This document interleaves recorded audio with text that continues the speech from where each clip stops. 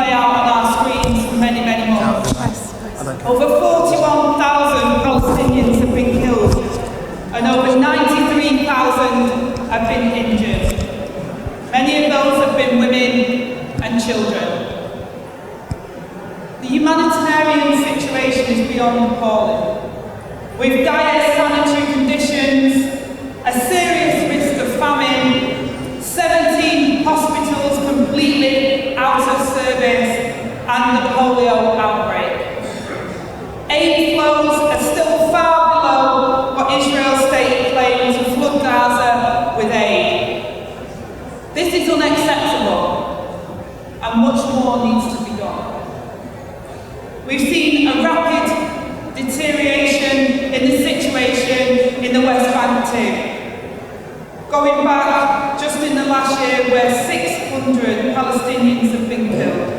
But far beyond that, the accelerated expansion of illegal settlements and the settler violence which accompanies it must stop.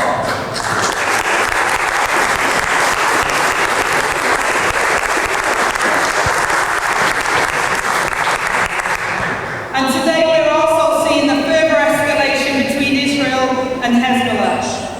We are deeply concerned by the rising tensions and civilian casualties in Lebanon.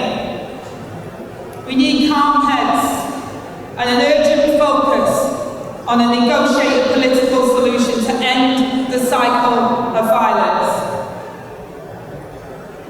The widening of the conflict is in nobody's interest, and that's why we're calling for an immediate ceasefire and release of all hostages, and a political settlement, so that Israelis and the Lebanese civilians can return to their homes and live in peace and security.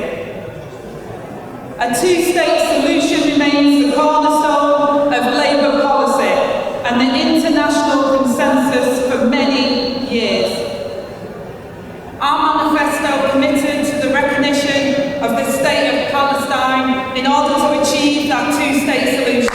And I want to reaffirm that tonight.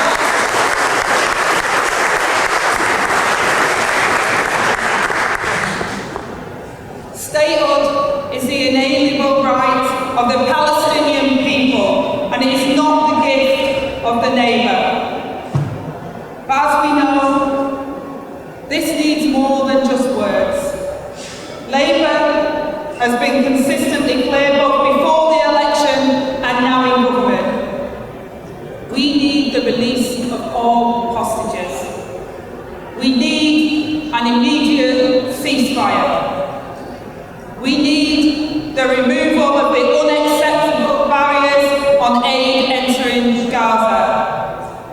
And we need adherence to international law.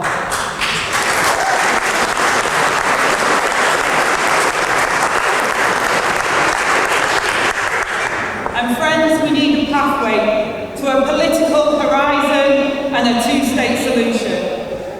Not only have we set that out in no uncertain terms, including to the Israeli government directly, but we've acted too. In his first 2 weeks in government, the Foreign Secretary David Lammy made his first trip to the region, including the West Bank, showing just how much of a priority this issue is. In our first 2 weeks in government, we restored the funding to UNRWA, just as we promised ahead of the election. We announced £5 million in new funding for the field hospitals and medical aid, and £6 million to UNICEF support to vulnerable families in Gaza. We have condemned settlement expansion, settler violence, and unacceptable and extremist rhetoric, including calling out Israeli government ministers. In that first month, we withdrew the Tory government's challenge to the International Criminal Court.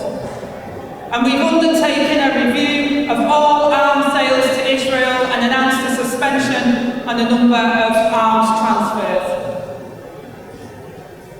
All of that goes to show the difference between 3 months of a Labour government and 14 years of Tory rule.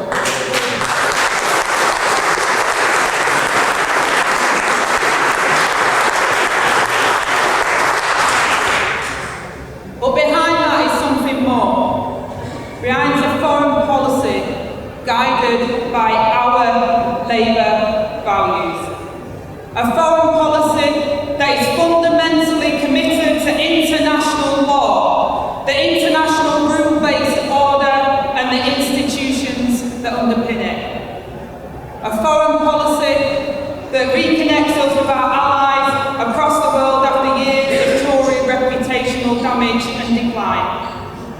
A foreign policy that looks at the Middle East region as a priority issue, requiring sustained attention and effort. And I am pleased that part of our new approach to foreign policy, we're also working closely with key regional partners. And I'm delighted to welcome ambassadors from a number of those partners this evening. And thank you for being here with us tonight.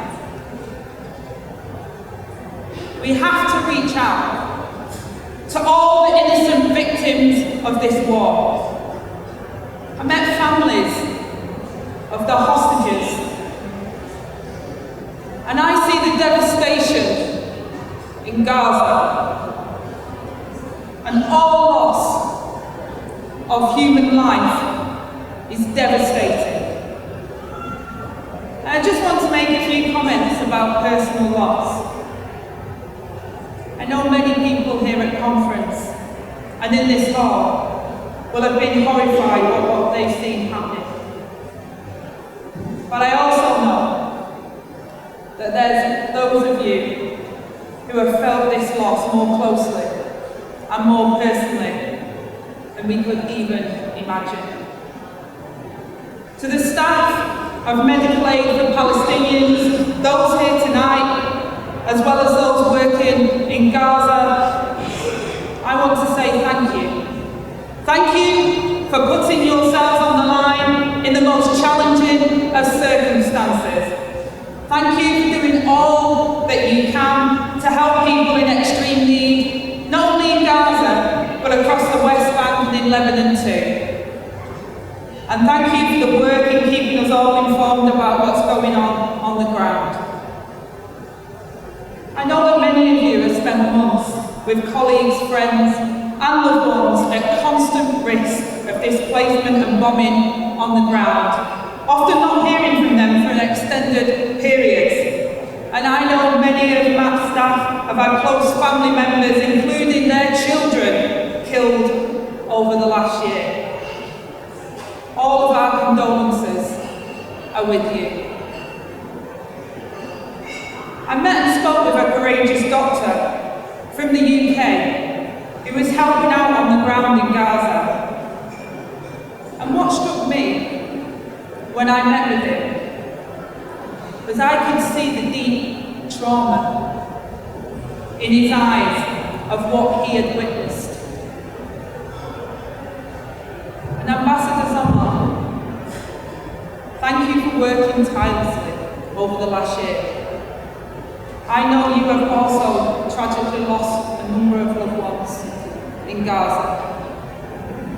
On behalf of me and the Labour Party and this government and all of us here tonight, we share our condolences with you and your family.